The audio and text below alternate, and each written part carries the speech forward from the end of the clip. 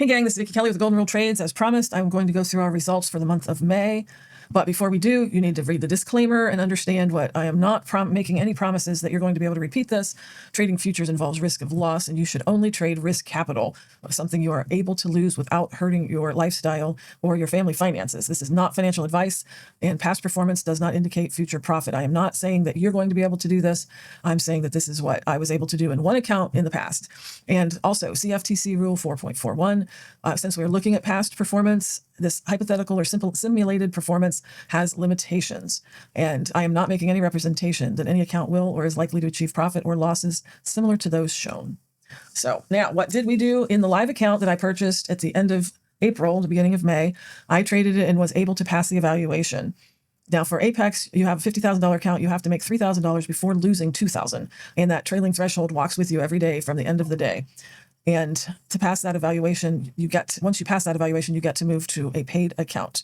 Now, this result that you see here was with micros and minis. And this is the result on day May 29th, 2026. I update my tracker every day that I trade, and you can see it on VickiKelly.com. That's where it lives. And the next evaluation is going to begin June 1st. So let's talk about a few things that happened. First of all, I traded well. I trusted the process. I traded only the setups for the morning method, and I kept emotional equilibrium in doing so.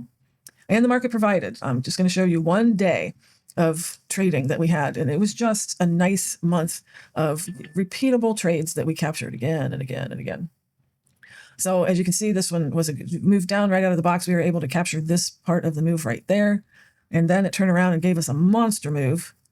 And a nice doji to let us know where to draw our line. As you can see, we made that next move, and then it gave us a follow-on signal that repeated through the rest of the morning. So 3 awesome trades through here. You may or may not have taken this one, depending on how you drew your lines. You may have gotten stopped out here, but you more than made up for it in the other 3 trades that we had. It was just a gorgeous day, and we had quite a few of them like that in the month of May. So the market wasn't too janky for us. And now to the evaluation, I was too conservative because I traded micros at the beginning of the month. I had to push the last week, and I do not like to do that because when you are putting yourself under stress to make a particular dollar amount, you are less and less likely to make good decisions, to follow your rules. And although I followed my rules on the last week, I had to be in minis, even though I may have wanted to be in micros. If I took a loss, it was a lot bigger because of that, and that threatened my equilibrium, but we still did it. Was able to keep on task and keep my emotions in check.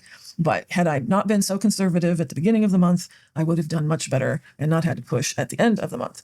So that's a decent learning for me to focus on for the month of June so that I don't do that again. Now, my next video is going to talk a little bit about that, about how to keep your equilibrium with your stops, with your targets, all of those things. And we'll go over that in tomorrow's video. So stay safe, and I'll see you at the open.